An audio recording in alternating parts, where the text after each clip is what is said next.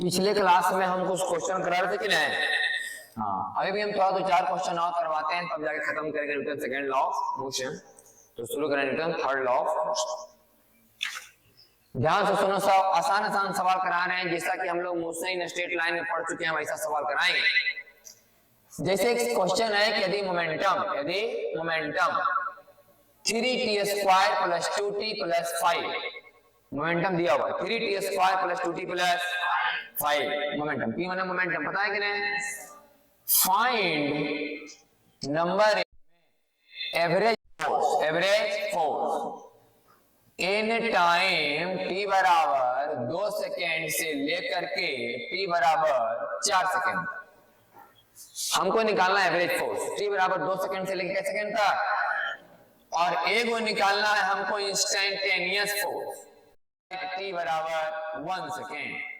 आधा पहले जब मोशन स्टेट तो ऐसा कुछ डिस्प्ले दिया होता था और हम लोग निकालते थे एवरेज वेलोसिटी और इंस्टेंटेनियस वेलोसिटी। याद आ रहा कि नहीं? पहले जब मोशन स्टेट लाइन के पढ़ाई चल रहा था तो हम लोग डिस्प्लेसमेंट बराबर ऐसा कोई समीकरण लिखते थे s बराबर, और आपसे पूछते थे एवरेज वेलोसिटी और इंस्टेंट, या तो हम देते होंगे वेलोसिटी बराबर लिख करके ऐसा कोई समीकरण, और पूछते होंगे इंस्टेंटेनियस एक्सीलरेशन और एवरेज एक्सीलरेशन। सेम सवाल आ जाएगा। देखो यहाँ इसका सॉल्यूशन करते हैं। तो हम पहले निकाल रहे हैं कौन फोर्स? Average force. इसका सॉल्यूशन कर रहे हैं हम लोग। मोमेंटम दिया हुआ 3t² प्लस 2t प्लस 5, हमें निकालना कौन फोर्स? Average force. तो एवरेज फोर्स कैसे निकलेगा भाई? बोले एवरेज फोर्स निकलेगा delta P by delta T. Delta P क्या कहलाता है? बोले final momentum minus initial momentum. बोले फाइनल मोमेंटम कैसे निकलेगा? बोले हमें निकालना है 2 से लेकर के, तो फाइनल मोमेंटम t बराबर 4 पर निकाल लो, इनिशियल मोमेंटम t बराबर 2 पर निकाल लो, और दोनों को घटा लो और नीचे में कर लो 4 माइनस 2। तो मोमेंटम अगर 4 पर कोई निकालेगा तो ठीक है, कितना पुट करेगा? 4। तो 4 चौका 16 16 48, 4 दूनी 48 8 56, 56 ना 5 61 ना, तो यहाँ पर लिखो भाई 61 माइनस, अब ठीक है जगह 2 पुट कर, 2 दूनी 4 तिया 2 दूनी तो 12 4 16 5, अब बटा तो क्या 40 बटा 2 20 न्यूटन। ये निकल गया एवरेज फोर्स। क्या निकल गया?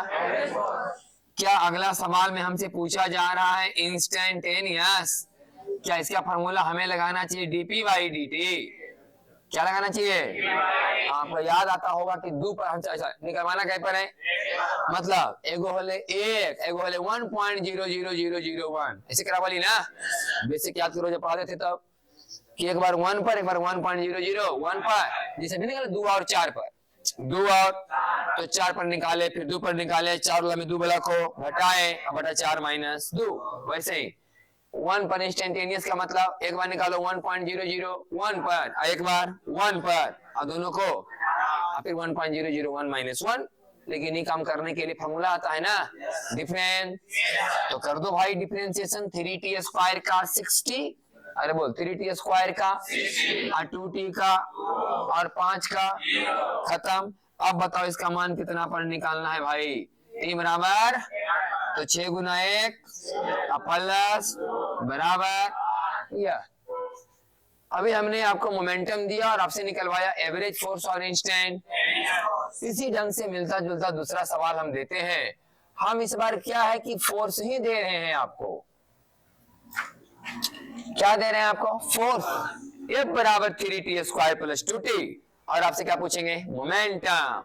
और वही बात, मोमेंटम दे तो फोर्स पूछ लिए, अब फोर्स दिए तो मोमेंटम पूछ लेते हैं एक बार। तो यदि फोर्स बराबर इतना, तो find momentum, find at t बराबर 4 सेकेंड। बताओ कि 4 सेकेंड पर मोमेंटम का मान क्या होगा? यदि एट t बराबर 1 सेकेंड मोमेंटम बराबर 10, मोमेंटम बराबर 10 केजी मीटर पर, मास इनटू वेलोसिटी, तो मास का केजी या वेलोसिटी का मीटर पर सेकेंड, मोमेंटम का मात्रक होता है केजी गुना मीटर पर सेकेंड। समझा कि नहीं? अच्छा, तुम बोलेगे तो मोमेंटम आप पूछे हैं क्या पर? बोले 4 सेकेंड पर, तो दिए काहे 1 पर भाई, 1 सेकेंड पर काहे मोमेंटम दिए? तो हम ऐसे एक्सप्लेन करते हैं कि देखो फोर्स का इंटीग्रेशन क्या होता है, बोले चेंज इन मोमेंटम।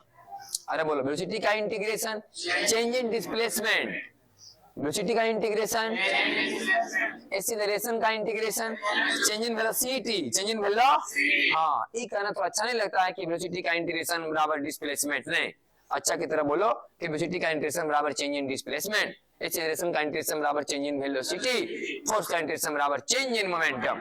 अब बताओ हमारा फोर्स का इंटीग्रेशन करके अगर चेंज इन मोमेंटम आ जाए, माने हमारा पता है कि दोनों बच्चा के बीच 50 का अंतर है, तो कैसे निकालोगे उसके पास कै रुपया है, जब तक पता नहीं चलती मेरा पास कै रुपया है। बोल सही कि नहीं?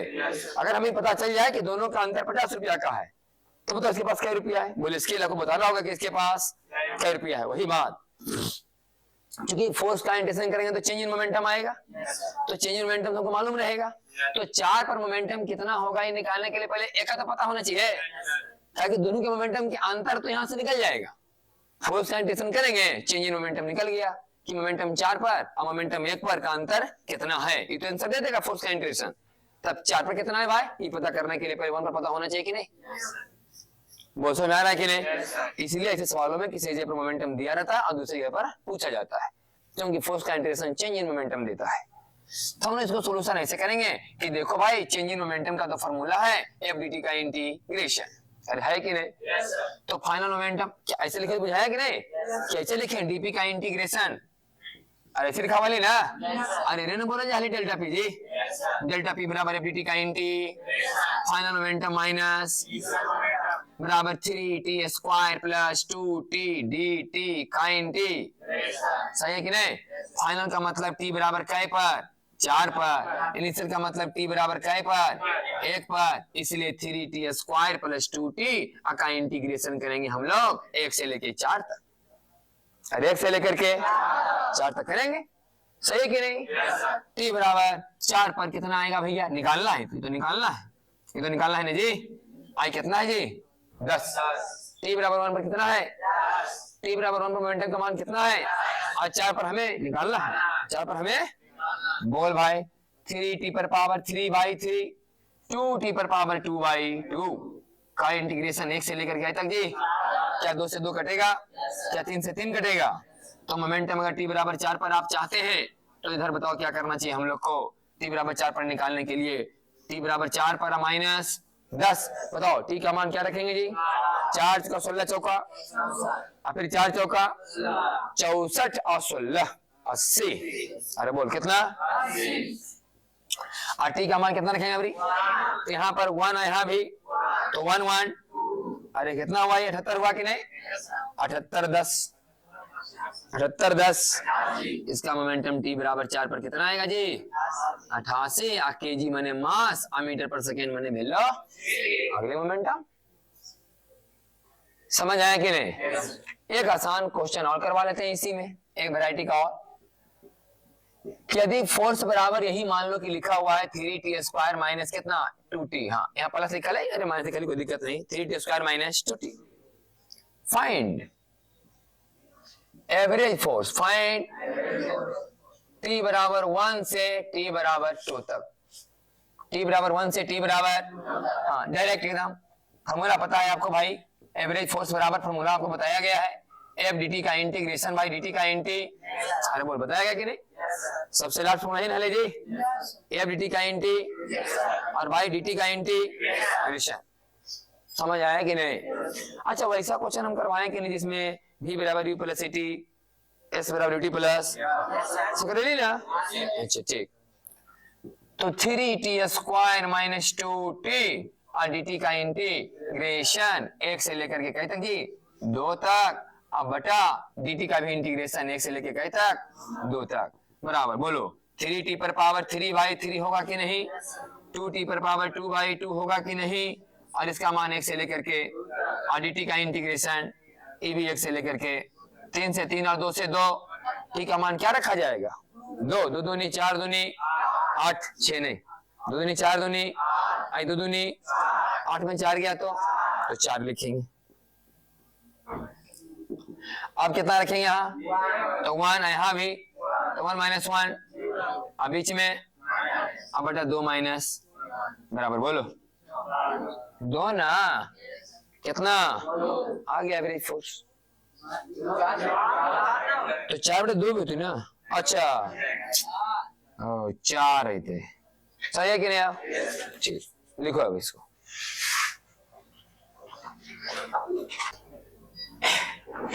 चलो खत्म हो गया Newton second law of motion. हम लोग शुरू करेंगे अब Newton third law of motion. शुरू कर देते हैं, फिर हम लोग बाद में देखेंगे क्वेश्चन सब। Newton's third law of motion. सब पहले आराम से सुन लीजिए ध्यान से, एक दो पॉइंट है बस, फिर उसके बाद हम लोग फिर डायग्राम बनाएंगे, सिर्फ फिगर। जितना फिगर हम लोग बनवाएंगे नहीं, जाकर फिगर का प्रैक्टिस करेगा, वही फिगरों को जाकर के बोर्ड पर पैड पर लिखल के मिडिल के तो ज्यादा काम करेगा। हाथ चलना चाहिए, अब फार्मूला कोई काम नहीं है। अभी से जो पढ़ाई स्टार्ट हो उसको फार्मूला का यूज नहीं ज्यादा, F बराबर M में, M बराबर M में करते रहना है। जितना ज्यादा आपका हाथ खुलेगा डायग्राम बनाने में, कैलकुलेशन में, वो ज्यादा काम आएगा आपको। इसे पढ़ने से कोई फायदा नहीं, यहाँ के बाद जाकर जैसा जैसा हम बनाए जाकर घर में प्रैक्टिस करने से फायदा होगा। थर्ड लॉ ऑफ मोशन क्या कहता है कि if one body exert force on another body, मतलब जब एक वस्तु दूसरा वस्तु पर बल लगाता है, then one body exert force on another body, then another body also exert force, then another body also exert force on first body। मतलब कि जब एक वस्तु किसी दूसरे वस्तु पर बल लगाती है तो दूसरी वस्तु भी पहली वस्तु पर बल लगाती है। सही कि नहीं? जब एक वस्तु दूसरे वस्तु पर बल लगाती है तो दूसरी वस्तु भी पहली वस्तु पर बल लगाती है। If one is called action,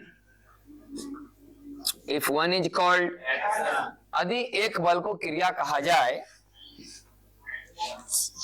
then another is called reaction, then another is called reaction। यदि एक बल को क्रिया कहा जाए तो दूसरी बल प्रतिक्रिया होगी। बस में है कि नहीं? जब एक वस्तु किसी दूसरे वस्तु पर बल लगाती है तो दूसरी वस्तु भी पहली वस्तु पर बल लगाती है। यदि एक बल को हम क्रिया कहेंगे तो दूसरी को प्रतिक्रिया कहेंगे। ये तो बस ऐसा ही एक स्टेटमेंट जैसा है, इस पर कुछ ज्यादा दिमाग लगाना उगाना नहीं है। मेन पॉइंट जो हम बताने जा रहे हैं यहां पर, इस पर गौर करिए आप। एक्शन एंड रिएक्शन दोनों एक्ट्स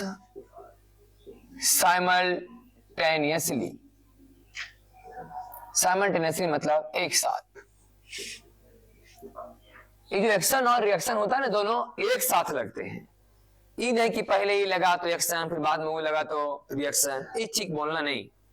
जैसे कि मान लिया जाए हम यहाँ पर ऐसे फोर्स लगा रहे हैं तो ये दोनों एक दूसरे पर बराबर, मतलब जो बल लगा रहा है एक साथ लगा रहा है। जिस समय इस पर लगा रहा है उस समय ये भी इस पर लगा रहा है कि नहीं?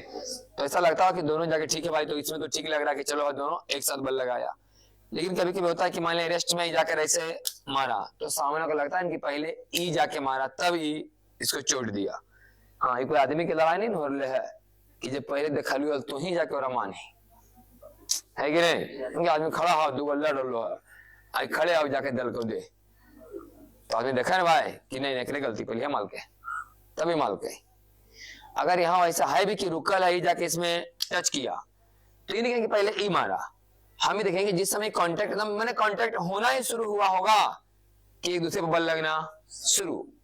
ऐसा नहीं कि पहले ही लगा लिया फिर वो लगाएगा, ऐसे ये लगाना शुरू नहीं किया कि उधर का लगना भी शुरू हो गया एक साथ ना। ऐसा तो नहीं कि पहले ये लगा लिया अगर लगना खत्म हो गया भी लगाया, ऐसा तो नहीं बोले। दोनों पर क्या लगते हैं? एक साथ। मेन सेंटेंस अब यहाँ लिखा हुआ है, इस पर ज्यादा दिमाग नहीं लगाना है। Action and reaction both acts simultaneously, acts मतलब लगना, है कि नहीं? एक्शन और रिएक्शन दोनों क्या लगते हैं? एक साथ। अच्छा, दूसरा एक्शन एंड रिएक्शन बोथ है सेम नेचर, सेम, हाँ, उनकी प्रकृति समान होती है।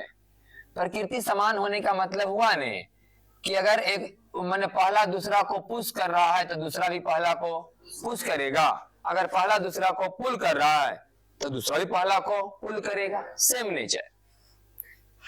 कोई वस्तु हमको धक्का दिया, मैंने हम भी उसको धक्का दे रहे, कोई वस्तु को खींच रहा है, मैंने हम भी उसको, सेम नेचर।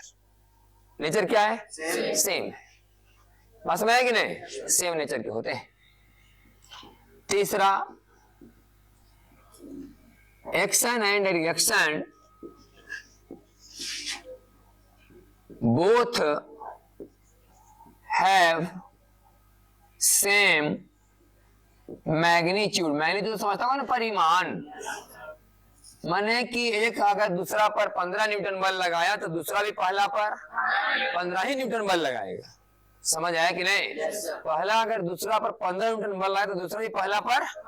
आप देखे थे ना कि जितना बल गोली पर लगा था उतना ही बल दीवार पर, या जितना बल बॉल पर उतना ही बल दीवार पर। पीछे करवाया कि नहीं?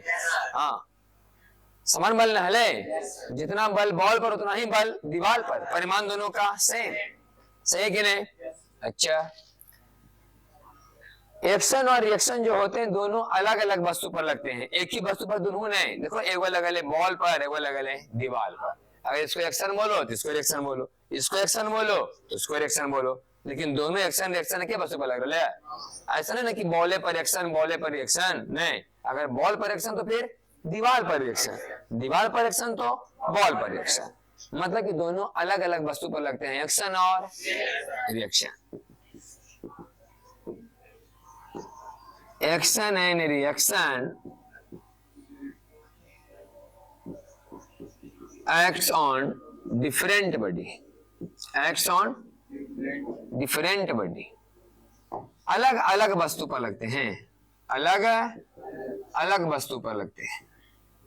जिस पर एक्शन लग रहा है उस पर रिएक्शन नहीं होगा। एक्शन अगर किसी पर लगा तो रिएक्शन किसी और पर लगेगा। समझ आया कि नहीं? इस सब बात का हम लोग ध्यान रखेंगे। ध्यान रखेंगे क्या? सब बात पता भी होगा आपको। इस सब बात जब हम लोग बॉल वाला दीवार वाला सवाल कर रहे थे, इसे पता चल रही नहीं, परिमाण समान होंगे, वहां पता चलवे के लिए नहीं पता चला। जितना बॉल पर बल लगेगा उतना ही दीवार पर बल लगेगा। ये पता चलवे किया कि दोनों अलग अलग पर लगा। अच्छा, ये पता चला था कि बॉल ने दीवार पर इधर बल लगाया, मैंने पुश किया तो दीवार ने बॉल को उधर पुश किया, तो दोनों का नेचर भी क्या हुआ? सेम हुआ, और दोनों एक साथ बल लगाना शुरू किया। ऐसा नहीं कि पहले बॉल दीवार पर लगा लिया था फिर दीवार बॉल पर लगाना शुरू किया, ऐसे तो नहीं ना हो रहा है। सबसे एक लास्ट लाइन है जिसका हम ज्यादा पालन नहीं करेंगे क्वेश्चन बनाते वक्त, आप धीरे धीरे समझिएगा खाली बात, कि both acts on same line of action, same line of action. इसका अर्थ समझाएंगे तो ज्यादा पता चलेगा।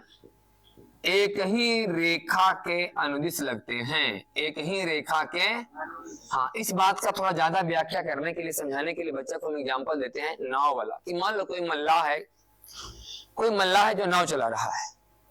तू जो नाव चला, थोड़ा बुजुर्ग मल्लाह को देखो, जब नाव चलाएगा एक बार डंडा एकदम ऐसे मारा, एकदम नाव एकदम सूर्यास्त सामने जाएगा एकदम। सही कि नहीं? इन्होंने ज्यादा उसका मुड़ेगा। और उसका पोता होता चलाया, अच्छा हम लोग चलाएंगे जाकर के, थोड़ा देर हम चलाते हैं, तो तुम डंडा मारा इधर तो हो जाएगा उन्हें हुआ, है कि नहीं? मतलब जिस से डंडा का लाइन चेंज हुआ एक्शन करने का, वहां तुरंत रिएक्शन चेंज। सही कि नहीं? हाँ, मैंने जिस लाइन में आप एक्शन दीजिएगा उसी लाइन में रिएक्शन जाएगा। तो जो थोड़ा बुजुर्ग है उनका थोड़ा कंट्रोल ज्यादा रहता है, एकदम लाइन ऑफ एक्शन पर एकदम सामने मारे, एकदम नाव कहाँ जाएगा? सामने। हम लोग बोला सामने मारे, मारे हल्का सा लाइन क्या हो गया? चेंज। जैसे ऐसे लाइन में डंडा ऐसे हो गया, ये पर्सन कहाँ भाग जाएगा? इधर, वो मुड़ जाएगा उधर, है कि नहीं? तुरंत पता चलता है एकदम। जिस लाइन पर आप एक्शन दे रहे हैं उसी लाइन पर क्या मिलेगा? रिएक्शन। आप एक्शन दे दिया ऐसे तो रिएक्शन मिल गया, ऐसे ही पर्सन भाग गया इधर, वो मुड़ गया उधर, हो जाए कि नहीं? साफ ही बात दर्शाता है कि जिस लाइन पर एक्शन होता है उसी लाइन पर रिएक्शन जाता है। आप जैसे ही लाइन हल्का से यहाँ चेंज करेंगे तो आप ऐसे मन डंडा लगाएं तिरछा, तो ऐसे जाएगा रिएक्शन, रिएक्शन, है कि नहीं? जहां खड़ा पर्सन थोड़ा इधर भाग जाएगा, अगला मुंह इधर मुड़ जाएगा, होता कि नहीं ऐसे? हाँ, डंडा जो चलाने वाला है एक बार ऐसे वो तो देखते हैं कि जो बुजुर्ग लोग थोड़ा होते हैं चलाने वाले एकदम ऐसे मारते हैं बीच में, वहीं से कंट्रोल कर देते हैं, ऐसे कर दिया चाहे ऐसे कर दिया, है कि नहीं, इतनी बड़ी कंट्रोल करते रहते हैं, पानी के हिसाब से काटते रहते हैं। वो एक अलग बात है कि डायरेक्शन देते हैं, वो डंडा से मार देते हैं, फिर पानी से ही डायरेक्शन चेंज कर देते हैं, जमीन तक टच कराते हैं डंडा को नहीं, एक बार धक्का मार दिए, एक बार फिर पानी के हिसाब से ही कट कर लेते हैं। ऐसे ना नाव के पीछे डंडा ऐसे घुसा करके ऐसे हट देगा तो बड़ी दवा पड़ेगा, डंडा ही पड़ी से घुसा कर ऐसे हट देगा तो ये बड़ी दवा पड़ जाता है, तो कंट्रोल कर लेते हैं। तो हम बताते लाइन ऑफ एक्शन, समझ आया कि नहीं, जिस लाइन पर आप एक्शन करेंगे उसी लाइन पर रिएक्शन होगा। हो सकता है इस बात को हम ज्यादा फॉलो नहीं करें, लेकिन हम एक दो फिगर शुरुआत में जब दिखाएंगे तो आपको बात का लगेगा कि अच्छा दोनों का लाइन क्या होता है सेम। तो ज्यादा फिगर कॉम्प्लिकेटेड होने लगेगा, ज्यादा घिच पे तो हो सकता है ऐसा बात का ध्यान नहीं रखे आपकी सुविधा के लिए, ताकि फिगर आपको अच्छा से दिखाई दे। बात समझ आया कि नहीं, ये हमारा Newton third law of motion. हम एक छोटा सा एग्जाम्पल करा देते हैं, बाकी अब छुट्टी के बाद फिर हम लोग देखेंगे करेंगे। ध्यान सुनो, मान लो एकदम आसान सा एग्जांपल अब कर चुके हैं इस बात, m किलोग्राम का एक बॉडी कहाँ रखा हुआ है, ग्राउंड पर, और कैसे रखा हुआ है, बोले रेस्ट में। रेस्ट मतलब विराम में, रेस्ट मतलब इसे हम क्या बोलते हैं भैया, स्टैटिक इक्विलिब्रियम। इसे क्या बोलेंगे, स्टैटिक मतलब रुका हुआ, इक्विलिब्रियम मतलब संतुलन। स्टैटिक मतलब रुका हुआ, इक्विलिब्रियम मतलब इस संतुलन में है कि नहीं। तो हम आपको दिखाएंगे एक्शन और रिएक्शन भी, साथ ही साथ क्वेश्चन भी सॉल्व करते चलेंगे हम लोग कि क्या पूछेगा इसमें। तो हम पहले इस बॉडी का दिखाते हैं, क्या चीज, फ्री बॉडी डायग्राम बोलते हैं इसे, क्या बोलते हैं, फ्री बॉडी डायग्राम। मैंने बॉडी का फ्री डायग्राम, मैंने वस्तु का फ्री, जमीन का फ्री। ले m किलोग्राम के वस्तु अलग और जमीन का अलग दिखाएंगे सब कुछ, इसे बोलते हैं फ्री बॉडी डायग्राम। अलग दिखाने का यह मतलब नहीं कि अलग अलग है, ये नहीं, अलग अलग दिखाया जा रहा है कि हो क्या रहा है आपस में इन दोनों के बीच में। तो पहली बात, चूंकि m किलोग्राम का वस्तु को पृथ्वी कहाँ खींचेगी, नीचे, आधे गुरुत्वाकर्षण बल, तो ये वस्तु पृथ्वी कहाँ खींचेगा, ऊपर। क्या एक तरह का ये पुल होता था कि नहीं, गुरुत्वाकर्षण बल पुल होता था कि नहीं, इस शुरू में पढ़ा है ना फोर्स पढ़ाने वक्त। अच्छा एक ही हो गया। अच्छा अगर ये कांटेक्ट नहीं भी होता तो mg काम करता कि नहीं, करता ही करता। अच्छा हमारा कहने का मतलब ये नहीं भैया कि EMG का लाइन और EMG का लाइन दोनों क्या होना चाहिए, एकदम सेम, इसी को बोलते हैं लाइन ऑफ एक्शन, सही कि नहीं। हाँ यानी कि mg यहाँ दिखे लिए, IMG यहाँ दिखा दे लिए, फिर बाद में दिखा भी देंगे, कोई दिक्कत नहीं, खाली बच्चों की समझाते हैं कि mg देखो नीचे लगा, इस पर कहाँ लगा, ऊपर। और कभी कभी हो सकता है ऐसा हो जाए कि आमने सामने नहीं भी दिखाएं, मान यहाँ पर 2-3 बल लगे है तो कहीं यहाँ दिखा दे, कोई यहाँ दिखा दे, कोई यहाँ दिखा दे, लेकिन सब काम होते हैं सब एक ही लाइन पर, तो है कि नहीं, जानकारी के लिए। ऐसा नहीं कि यहाँ दिखाने से यहाँ दिखाने से अंतर हो जाते, नहीं, सवाल सोल्व करने में ठीक ही रहेगा, लेकिन मन ही मन विचार रखना है कि जिस लाइन पर एक्शन होता है उसी लाइन पर रिएक्शन होता है। अच्छा दूसरा बात, चूंकि कांटेक्ट में है कि नहीं जी, तो ई इसको क्या करेगा, ऊपर की तरफ n कांटेक्ट फोर्स है, अरे नॉर्मल फोर्स कौन फोर्स है, ये पुश है कि पुल, पुश, कैसा फोर्स है, पुश। तो जमीन वस्तु को रिपेल कर रहा है कहाँ, ऊपर, और धक्का दे रहा है ऊपर, आई कहाँ धक्का देगा, यह। ऐसे पहले बनवाए थे हम। अब बताओ इसका फ्री बॉडी डायग्राम क्या है, बस तो रेस्ट में है भाई। अरे रेस्ट में इसका मतलब गारंटी है कि n का मान किसके बराबर है, और तब रेस्ट में रहता है। अगर n बड़ा रहेगा mg से तो वस्तु कहाँ उठेगा, अगर n छोटा रहेगा mg से तो वस्तु कहाँ जाएगा। लेकिन हम देख रहे हैं कि वस्तु जमीन पर धंसा नहीं जा रहा है, उठल नहीं जा रहा है, रेस्ट में है, इसकी बात गारंटी मानिए कि n बराबर क्या होगा, mg। बोले सवाल में आप बताएं कौन सी, पहला तो बताएं आपको फ्री बॉडी डायग्राम बनाने के लिए, दूसरा हम आपको n का मान निकालने के लिए सिखाए हैं कि अगर कोई वस्तु जमीन पर ऐसे रखा रहे और पूछे बताओ कितना n का मान है, तो सीधे बोलना है कि n बराबर क्या है, mg। रट नहीं जाना है कि n बराबर mg होता है, इस डायग्राम के आंसर n बराबर mg है। अब हम यहाँ से सीधे डायग्राम ढेर सारा बनवाएंगे और धीरे धीरे इसका प्रैक्टिस करना है। अब चूंकि बीच में छुट्टी हो जाएगा तो अभी से लंबा करके रखें तो ठीक है इन्हें, अब छुट्टी के बाद ही करेंगे इसके बाद, सही कि नहीं, लिख लो यहाँ तक, बाकी छुट्टी के बाद देखेंगे। इसका हिंदी